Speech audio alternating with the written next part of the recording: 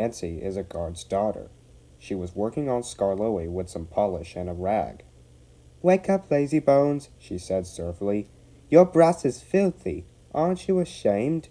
No, said Skarloey sleepily. You're just an old fusspot. Go away.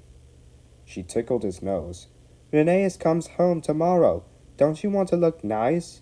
Skarloey woke suddenly. What? Tomorrow? Yes, Daddy told me. I'm going now. Nancy, stop.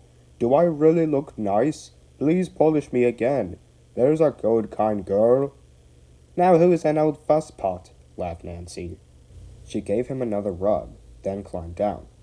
Aren't you going to polish me? Asked Duncan. Sorry, not today. I'm helping the refreshment lady this afternoon. We must get the ices and things ready for the passengers on Skarloey's 2 o'clock train. Never mind, Duncan. I'll give you a good polish tomorrow. But Duncan did mind. It isn't fair, he complained. Peter Sam gets a special funnel. Sir Handel gets special wheels. Passengers get ices. And I've never been polished. This, of course, wasn't true, but Duncan liked having a grievance. He began to sulk. That afternoon, a message came from the station by the waterfall. One of Skarloey's coaches has come off the rails. Please send some workmen to put it right. Duncan was in steam, so he had to go. Oh, this extra work, he grumbled. It wears an engine out. Rubbish, said his driver. Come on. The derailed coach was in the middle of his train, so Skarloey had gone on to the top station with the front coaches. Duncan left the workmen and brought the passengers in the rear coaches home. He sulked all the way. He arrived back just in time for his own 4 o'clock train. I get no rest, he complained.